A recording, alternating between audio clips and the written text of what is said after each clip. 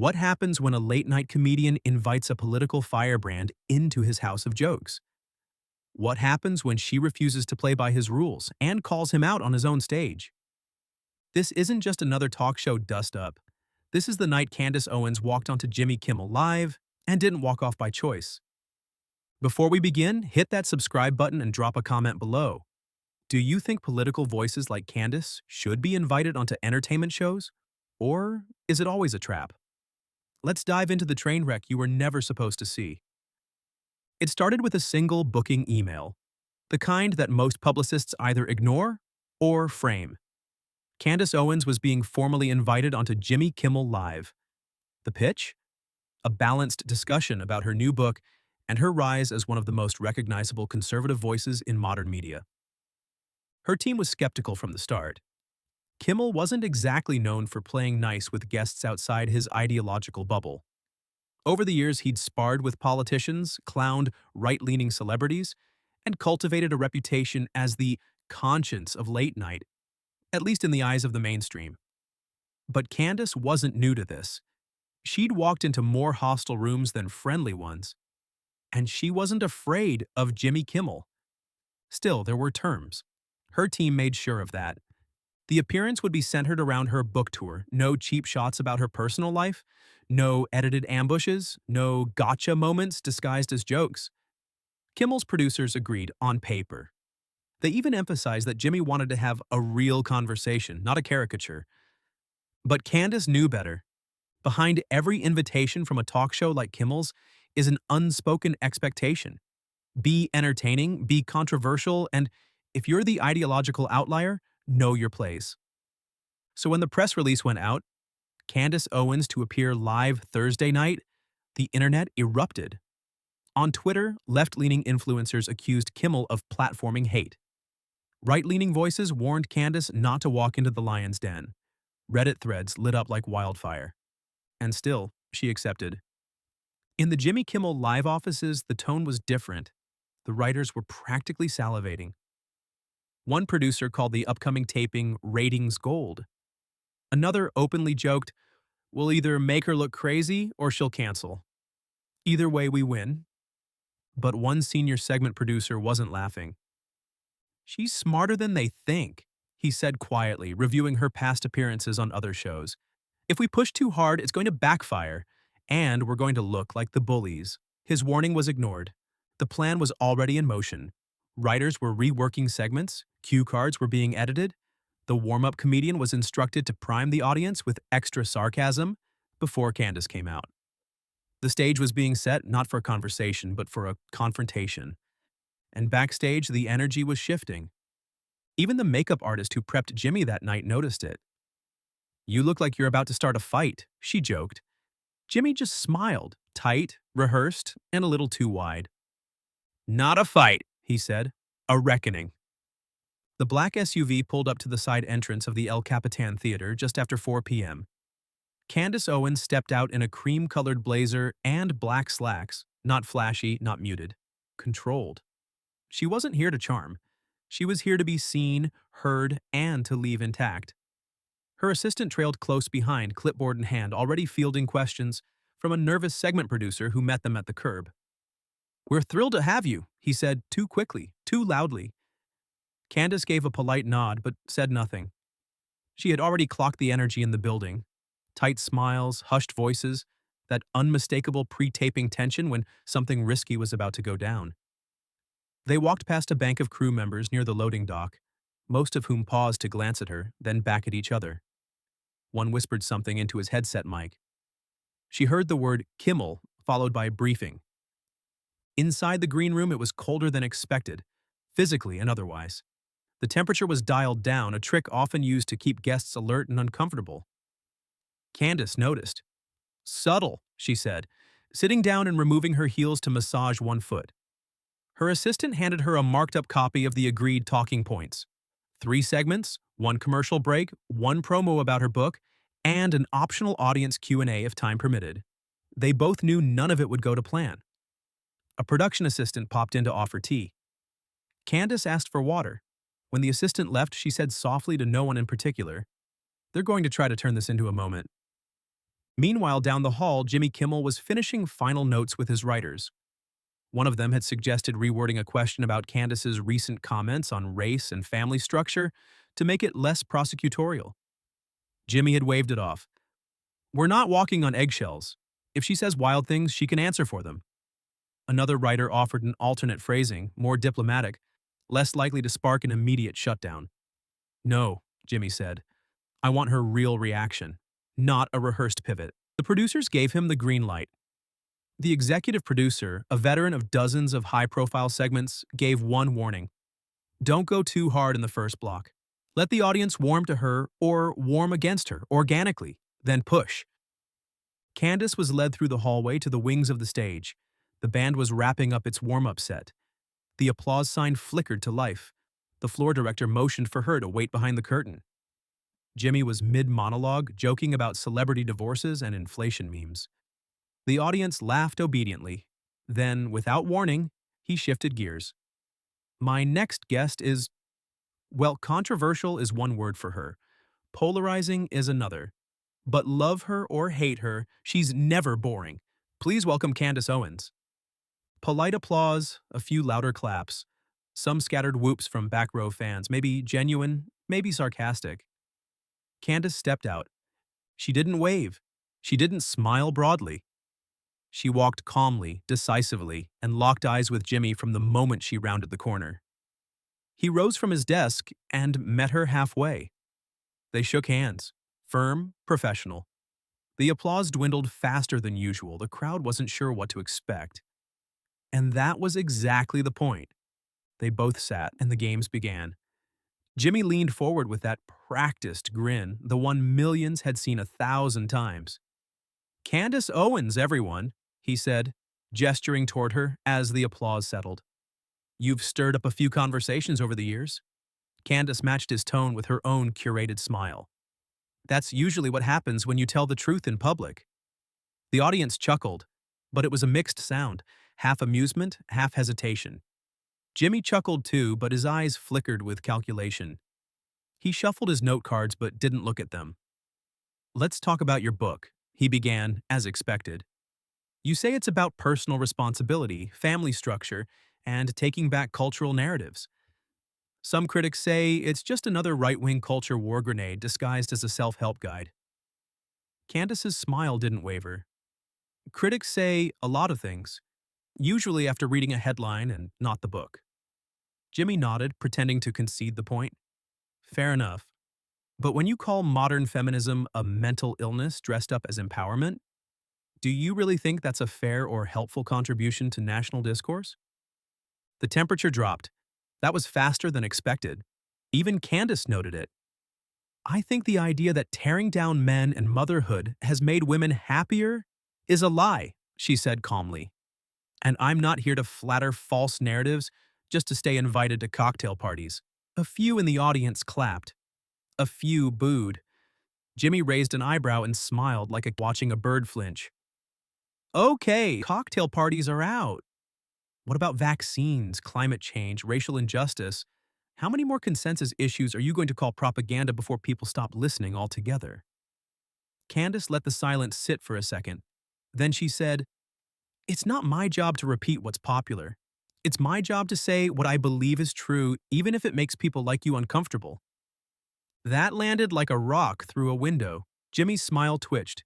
He leaned back slightly, adjusting the mic on his lapel. "Uncomfortable? You think I'm uncomfortable? Candace, you're sitting in a chair that's been occupied by presidents, scientists, and comedians far more controversial than you." She nodded slowly. "And I bet you didn't ask any of them if their beliefs made people stop listening." The crowd gave a soft murmur. Jimmy glanced toward the control booth, subtly signaling a time check. It was early in the segment and the tone was already veering off script. He pivoted. "All right, let's back up a bit. You grew up in Connecticut, right? Pretty suburban place. How does someone go from that to becoming the media's favorite lightning rod?" It was a bait question, packaged as biography but laced with dismissiveness. Candace wasn't fooled. "Because I saw what happens when people mistake comfort for clarity. I had a good view of the system from inside it. and what I saw scared me more than anything happening on the outside." Jimmy nodded again, but his smile had lost its edge. The crowd was split, and he knew it. Some were nodding along with her. Others were waiting for him to dismantle her. But no one was laughing anymore. The producers in the control room exchanged glances. The tone was off, but it wasn't tanking. Yet, Jimmy glanced at the card in front of him, hesitated, and asked, "Is there any line you won't cross when you're making a point? Any group or community that you think deserves a little more care before you blast them on Twitter?" Candace tilted her head. "Is there any community that's exempt from criticism just because they've been victimized? Truth isn't selective, it applies everywhere. If your ideas can't survive scrutiny, maybe the problem isn't the scrutiny." That one stung. Jimmy tried to pivot into a joke. Something about her joining The View as its most right-wing host ever, but it fell flat. The audience wasn't laughing, not because the joke was cruel, because it was obvious. Weak. Candace leaned forward slightly. "Are we going to talk about the book, or are you just going to keep trying to catch me in a soundbite?" Jimmy smirked again, but there was less confidence in it now. "I think we're doing both." Candace looked straight into his eyes. "You think wrong." The audience tensed. The red light on the camera blinked faster. Producers in the booth silently counted down to commercial, and Jimmy Kimmel realized the script had just slipped out of his hands. The break should have reset the tone, but it didn't. The studio lights came back up and the band played its usual two-bar sting, but the room hadn't settled. The audience was stiff, murmuring. Candace sat exactly where she'd been before the cameras cut, legs crossed, posture strong, one hand calmly resting in her lap. Jimmy returned from the wings, water glass in hand, cracking a one-liner about still being friends for now. But no one laughed. He sat back down, folded his hands, and leaned in. "Let's talk about identity," he said. "You've been very critical of what you call identity politics. But isn't your own platform built almost entirely on being the conservative black voice in a sea of liberal ones? I'm not exactly avoiding identity narratives. You're monetizing them." There it was, the accusation that had been waiting beneath the surface. Candace didn't flinch. "I don't traffic in victimhood narratives. That's the difference," she said evenly. "There's a big difference between speaking from experience and branding yourself as oppressed. I challenge ideas, not skin colors. That's not monetizing identity, that's rejecting the demand to weaponize it." Jimmy cocked his head, feigning curiosity. "So you're saying that racism isn't a real factor in American life anymore? Because that's how it sounds when you say things like that." Candace smiled thinly. "No, I'm saying racism exists, but it's no longer the main event. And pretending it is keeps people angry, broken, and manipulable. It makes activists rich and communities weak. That's the lie I challenge." The audience shifted again. Some clapped, others hissed. One woman in the front row actually shook her head and muttered something that was caught by a mic. "Disgusting." Jimmy looked at her, then back to Candace. "But don't you ever worry that by saying these things, you're just playing the role some people want you to play? The safe black conservative who says what certain viewers need to hear so they can feel good about their discomfort?" There it was. The token allegation, dressed in soft language but sharpened to cut. Candace's eyes narrowed, but her voice remained calm. "So, let me get this straight," she said. "I walk onto this stage with a fully formed worldview, arguments I've spent years building, a best-selling book, a national platform, and you reduce all of it to me performing for white approval." Jimmy opened his mouth to reply, but she kept going. "Do you think that maybe, the reason people listen to me isn't because I'm a symbol, but because I'm saying something they're not allowed to say themselves? Do you think that possibility exists? Or does everyone who disagrees with you just need therapy and a new education?" Jimmy leaned back slightly. "I'm just pointing out how your message is received." Candace nodded slowly. "Number. You're implying that my success is illegitimate because it makes people you disagree with feel seen. You're suggesting that unless I conform to the expected emotional profile of a black woman in media, I must be a puppet. That's not criticism. That's projection." The audience murmured again. Some cheers, some boos. A few people clapped but stopped when they realized others weren't following. The room was fragmenting. And so was the script. Jimmy looked down at his notes, then tossed them onto the desk. All right, let's go off book, he said, forcing a grin. Clearly, you don't want to play the interview game. Candace leaned forward. Oh, I'm playing. I'm just not letting you rig the deck. The silence that followed was more than awkward. It was loaded. Jimmy tried to shift the tone, but the control booth was already counting down to the next commercial. The floor manager signaled the wrap. Candace sat back, took a sip of her water, and smiled like a woman who had just walked through a minefield and knew she wasn't the one who stepped on anything. The second commercial break was shorter than usual, tighter. The producers had cut the next musical segment to give the interview more room, an unusual move that signaled just how unpredictable things had become. When the cameras came back up, the air in the studio was heavy, like it knew something had already broken, but no one wanted to say it out loud. Jimmy Kimmel sat at his desk, fingers interlocked, his smile gone. Across from him, Candace Owens looked exactly the same, unshaken, composed, aware. Let's stop pretending, Jimmy said, his voice a shade lower than before. You didn't come here to promote your book. You came here to pick a fight. Candace cocked her head slightly. I was invited here, Jimmy. You reached out to my team. You agreed to the topics. And I showed up prepared to discuss them. If this feels like a fight to you, maybe it's because you were expecting someone else to roll over. The audience reacted, not with laughter, but with audible tension. A few cheers, a few uncomfortable groans, and one loud whistle from the back that felt more like a challenge than support. Jimmy took a breath. Fine. Let's go there. You've said in your book that modern liberalism infantilizes minorities, that affirmative action is condescending, that Black Lives Matter is a fraud movement. Do you really expect to come on this stage, say those things, and not get pushback? I expect pushback, Candace replied. I just expect it to be honest. What I usually get is emotional extortion. How dare you say this as a Black woman? Or, who are you to question the narrative? But I say it anyway because someone has to. Jimmy leaned in. So you're the savior now? He asked, his tone edged with sarcasm. The one truth-teller in a sea of sheep? No, she said simply. I'm just one person refusing to lie because it's easier. The audience clapped, louder this time, but not unanimously. Some people booed. Others stayed silent, unsure which way to lean. The polarization was no longer theoretical. It was live, happening in the chairs, between the claps, in the breath between every sentence. Jimmy tried to steer it back to humor. You usually have musicians on the show. Maybe I should have brought a choir out for this part. A few people laughed. It was the weakest applause break of the night. Candace folded her arms. Is that how you deflect uncomfortable conversations? With jokes? It's a comedy show, he shot back. Then why invite me? She asked. Was it for laughs? Or was it to prove a point? Because if this was supposed to be a hit job, you should have prepared better. That stung. Jimmy blinked. His nostrils flared just slightly. Then he smiled again, but this time it was brittle, strained, defensive. No hit job, he said flatly. Just trying to understand why someone with your platform spends so much time punching down. Candace narrowed her eyes. Who exactly am I punching down on? The institutions that dominate culture? The narratives that silence dissent?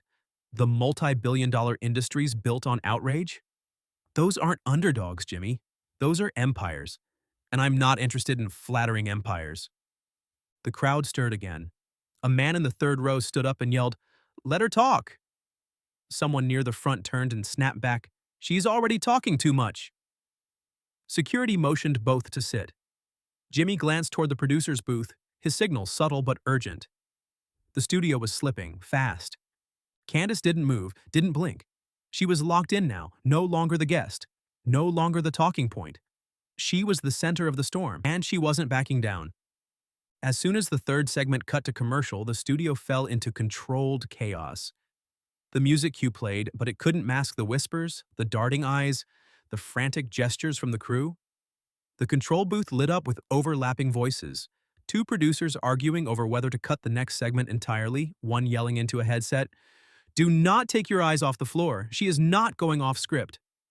The floor manager rushed to Jimmy's desk, crouched beside him, whispering into his ear with the urgency of someone relaying a threat, not a cue. Candace sat still, sipping water. Her assistant, watching from the wings, exchanged a glance with a production assistant who'd been stationed there to monitor reactions. "She's not leaving," the assistant said quietly. "You know that, right?" The production assistant didn't answer. She just pressed her earpiece and walked briskly toward the control room. Behind the curtain, tensions boiled. One of Kimmel's head writers tossed his clipboard onto the table. "You told me she'd come in soft," he barked at the segment producer. "This was supposed to be a dance, not a brawl." The segment producer threw his hands up. "I sent her the outline, the questions, the pacing. It's not my fault she showed up ready to swing." A junior producer muttered, "She's just too composed." "You can't shake her." Jimmy looks like he's chasing her shadow. Back on set, Jimmy leaned forward, arms on his knees facing the floor. His jaw was tight, his fingers were twitching slightly. His longtime stage manager approached cautiously. "We can cut to music," he offered. "End early, skip the Q&A and pretend we ran out of time." Jimmy shook his head.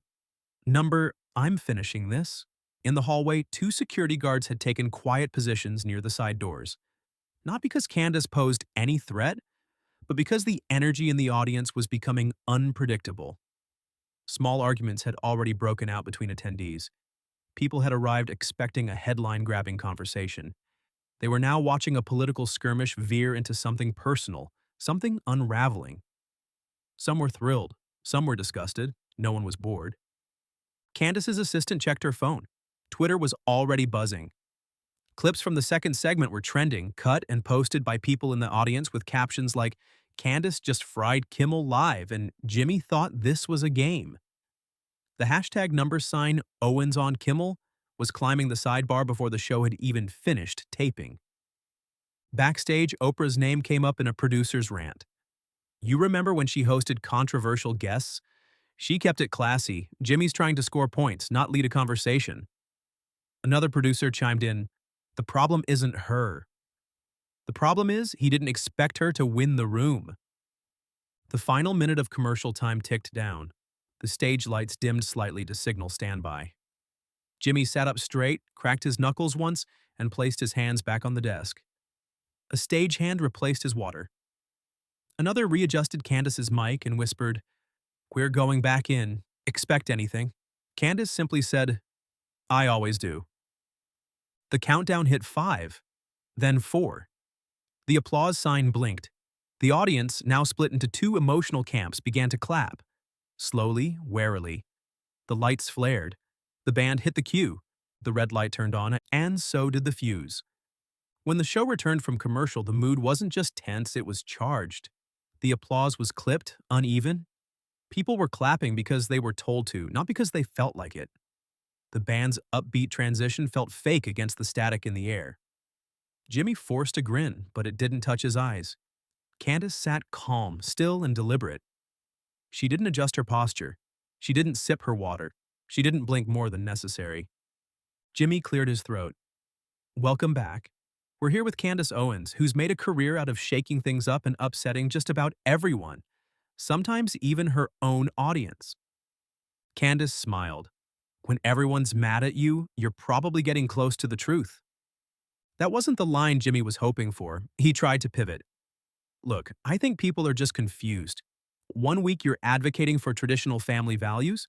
The next, you're defending Kanye West wearing a White Lives Matter shirt. You're not just controversial, you're contradictory." "No," she said plainly. "I'm consistent. The media is confused.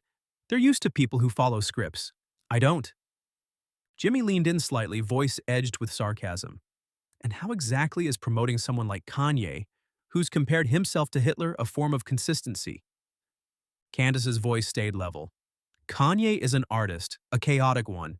I've never defended every word out of his mouth. What I defend is the right to challenge a narrative without being dehumanized for it. If free speech only applies to people who think like you, then it's not free speech. It's just obedience." There it was again, that precision. Calm, sharp, unflinching. Jimmy tried to catch her off balance. "You talk about free speech, but when critics come after you, you say it's harassment. Isn't that just convenient? No, she replied. Harassment is personal, dishonest, and meant to destroy. Criticism is honest and challenges ideas. I've never been afraid of criticism. What I call out is the coordinated effort to erase people. You don't have to agree with me, but you don't get to pretend you're the good guy while trying to ruin my life. The audience stirred again, louder this time. Some clapped, some booed. Someone yelled, "Preach!" and someone else shouted, "Sit down!" Jimmy turned toward the camera, trying to regain control. Okay, clearly the conversation has become spirited. He faced Candace again, tone hardening. But some would argue that you enjoy this, that you provoke on purpose, that you monetize division. Do you ever stop to consider the consequences of what you say? Candace leaned forward. Yes, and I consider the consequences of silence more. You know what's interesting, Jimmy? You accuse people like me of monetizing outrage, but the entire late-night format is built on it. You mock, you shame, you pretend it's comedy, but you're just picking safe targets. People you know already hates. Jimmy didn't reply immediately. The comment landed. Not just with him, but with the room. A few audience members even clapped, hesitantly, like they weren't sure if it was allowed. Candace continued, "You want to talk about consequences? Try being a black woman who challenges the approved script. Try being invited to shows like this, only to be treated like a problem to be managed, not a guest to be respected." Jimmy blinked. That's not what this is. Candace's expression didn't change. No? Then why are you raising your voice and cutting me off every time I say something you can't easily dismiss with a punchline? Silence. Pure and cold. The camera slowly panned toward Jimmy, who looked to the booth for the next cue. None came. His producer's voice crackled in his earpiece. "We're still live. You need to move this." He cleared his throat. "All right, before we wrap up, final question." Candace nodded. "Let's hear it." Jimmy looked at her, jaw tight. "Do you think you're helping anyone?" Candace didn't hesitate. "Yes, not the loudest people, not the ones tweeting about me, but the quiet ones. The ones who feel like they're not allowed to think for themselves. The ones who are watching this and realizing that courage doesn't require a crowd." The room was stone silent. Not even the band moved. And in that moment, it became clear this wasn't just a difficult interview. This was a breakdown of the format. The host was no longer in charge. The audience didn't know who to cheer for, and the cameras were still rolling. Jimmy Kimmel didn't want to say it out loud, but he had lost control. The camera lights were still on, the audience still watching, but the power dynamic had shifted completely. His usual rhythm, setup, sarcasm, applause, had been derailed by a guest who refused to be boxed, mocked, or softened by his charm, and he was running out of time. He checked his notes again, glanced at the countdown clock, and then threw the cards aside. "Forget the prep," he said aloud, addressing both Candace and the audience. "Let's just be real. You say you speak for the voiceless, for people who are afraid to push back. But isn't it possible that you're just giving them permission to hate again?" A few people clapped. One person hissed. The air pulsed. Candace didn't move. "No," she said. "What I give them is the permission to question. Hatred doesn't come from disagreement. It comes from silencing people until they explode. You and I don't agree, that's fine. But you're not asking questions anymore. You're accusing." Jimmy leaned back, folding his arms. "You came here to provoke. Admit it. You came here to get kicked off and make a viral clip." Candace's voice dropped half an octave. "I came here because your producers invited me, and I'm staying because you keep proving my point." That hit hard. The crowd reacted. Some laughing in disbelief, others cheering openly. But it was short-lived. Jimmy's face changed. No more smirking, no more hosting, just heat. "All right," he said, voice now cold. "Let's go there. You've defended statements that women shouldn't vote. You've mocked trans people. You've downplayed slavery. I'm sorry, but at some point, that's not free speech. That's just cruelty dressed up as courage." Candace's expression hardened. "What I've said is that modern feminism has weakened women, that forced speech laws around gender are authoritarian, and that slavery didn't end with outrage, it ended with hard truths. If that makes you uncomfortable, good. That's the job of ideas." Jimmy pointed a finger at her. "Number The job of ideas is to move us forward, not drag us back into the 1950s. Candace didn't blink. Then stop pretending you're the one leading us forward when all you're doing is circling the same applause lines, hoping no one notices that you've stopped listening. The audience erupted. Cheers, boos, gasps. Security moved subtly closer to the stage. One producer in the booth slammed her palm against the console and said, "We have to cut this." Jimmy raised both hands like he was ending the interview. "Okay, we're done here. Thank you, Candace Owens, for coming and reminding everyone why we don't do this more often." Candace stood up slowly. "No, Jimmy, thank you. For reminding America what it looks like when a talk show host would rather shut someone down than hear them out." "You're not a guest," Jimmy muttered, half into his mic, half to himself. "You're a walking controversy, and you're a shrinking host," she said. "This isn't a show. It's a tantrum." That was the moment. The crew moved in. Security approached, not aggressively but purposefully. The signal was clear. She wasn't being escorted out for danger. She was being removed for dominance. Candace stepped off the stage on her own, unbothered. No struggle, no chaos. She waved once to the audience, then turned toward the wings. The red light turned off, and so did the illusion. The moment Candace Owens stepped off stage, the Jimmy Kimmel live studio went quiet. Not the stunned silence of a live audience waiting for a laugh, but the sort of thick, bewildered hush that follows something irreversible. Jimmy sat at his desk staring into the middle distance. The band began to play but stopped halfway through the opening bar. A stage manager gestured for the lights to dim. A few audience members stood, confused. Others whispering, phones already out, uploading footage to Twitter, Instagram, YouTube. By the time Candace reached the green room, the incident had already gone viral. Clips spread within minutes. Candace Owens walks out of Kimmel. Jimmy loses control.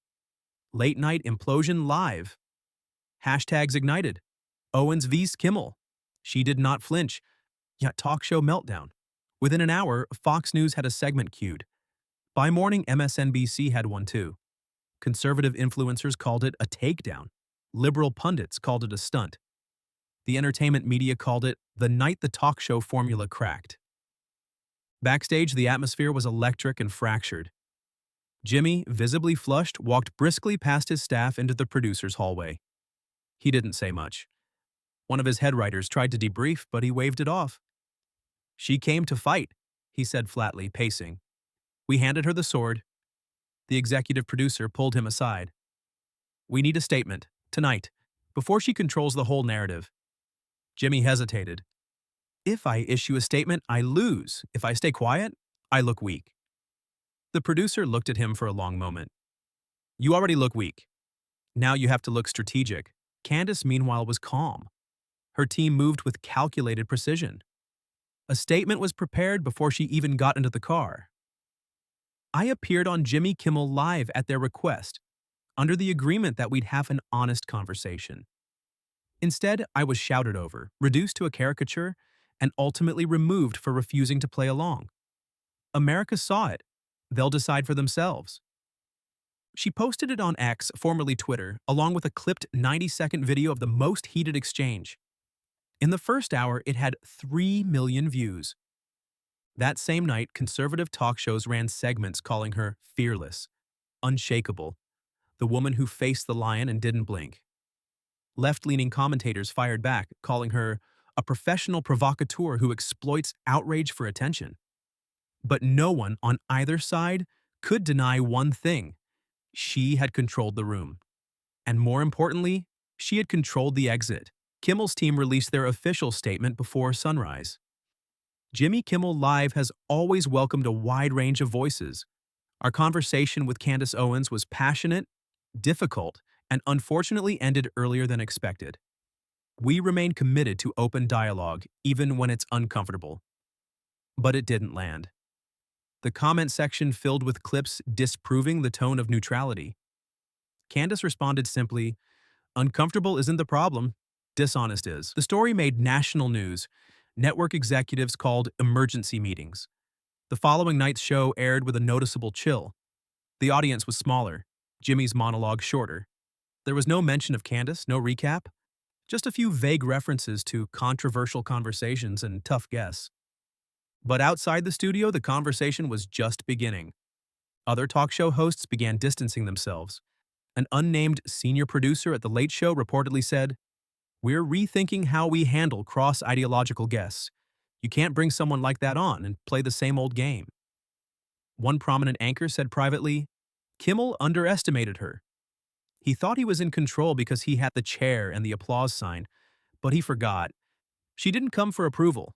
She came for impact." Industry analysts called it a format reckoning. The old late-night rhythm, host jokes, guest nods, audience claps, had cracked. Now guests walked in with armies online and hosts walked tightropes with legacy reputations. It wasn't enough to be funny anymore. You had to be right. You had to be sharp. And above all, you had to know when your audience was no longer laughing with you. In the weeks that followed, viewership dipped. Not dramatically, but noticeably. Some called it a blip. Others called it the beginning of the end. Candace, meanwhile, was booked solid. Podcasts, panels, morning shows. She gave interviews that rehashed the clash not with rage, but with precision. Her message was simple. What you saw on that stage was the moment the narrative met resistance. And the resistance didn't blink. She never returned to Jimmy Kimmel Live. But his show never fully recovered from the night she was asked to leave. So, what do you think? Was Candace Owens right to stand her ground? Or did Jimmy Kimmel just meet his match at the wrong time, in the wrong format? Drop your thoughts in the comments below, hit that subscribe button, and tell us, who should we cover next? Because one thing's for sure, the next clash is always closer than you think.